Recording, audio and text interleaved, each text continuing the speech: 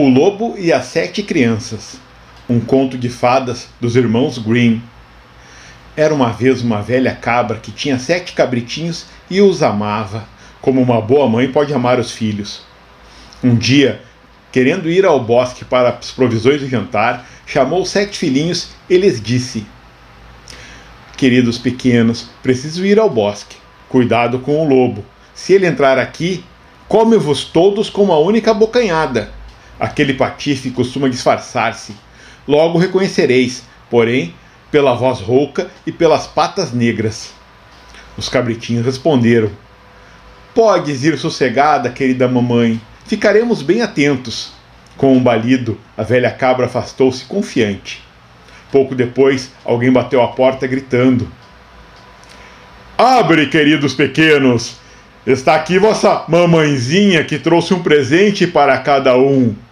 Mas os cabritinhos perceberam pela voz rouca que era o lobo. "Não abrimos nada", disseram. "Não é a nossa mamãe. A mamãe tem uma vozinha suave e a tua é rouca. Tu és o lobo." Então o lobo foi ao negócio, comprou um grande pedaço de argila, comeu e assim a voz dele tornou-se mais suave. Em seguida voltou a bater a porta dizendo: "Abre, queridos pequenos. Está aqui a vossa mãezinha, que trouxe um presente para cada um." Mas havia apoiado a pata negra na janela. Os pequenos viram-na e gritaram: "Não abrimos! Nossa mamãe não tem as patas negras como tu. Tu és o lobo."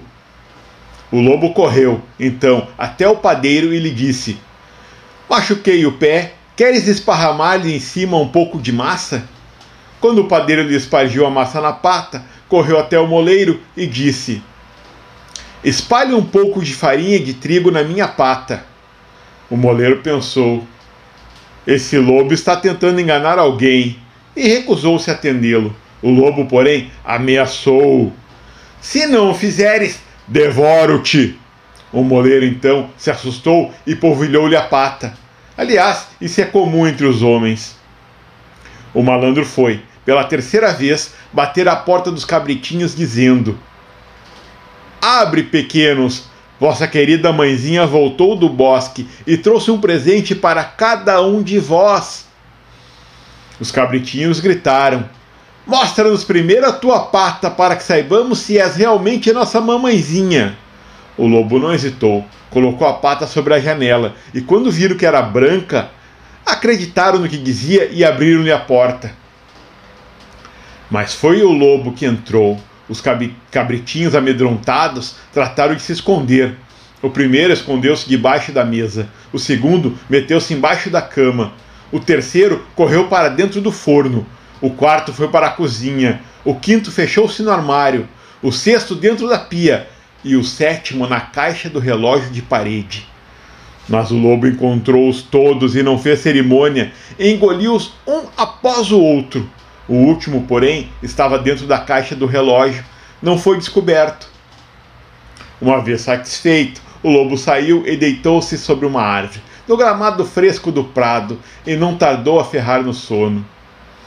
Não tardou muito e a velha cabra regressou do bosque.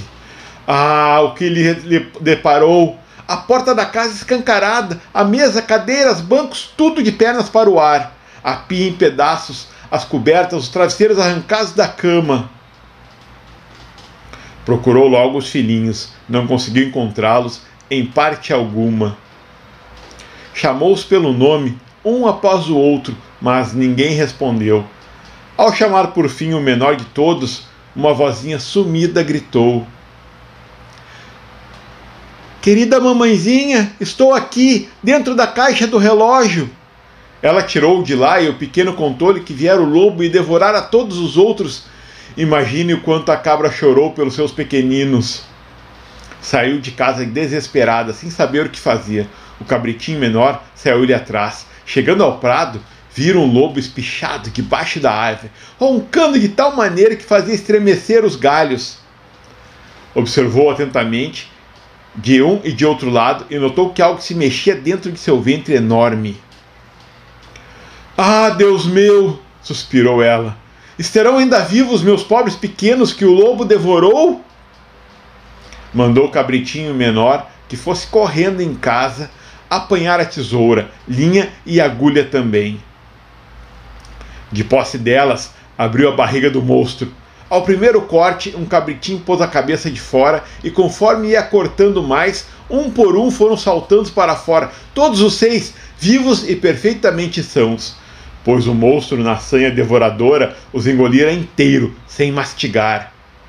Que alegria sentir ao ver a mamãezinha! Abraçaram-na, pinoteando felizes como nunca. Mas a velha cabra lhe disse: ide depressa procurar algumas pedras para encher a barriga desse danado, antes que ele desperte.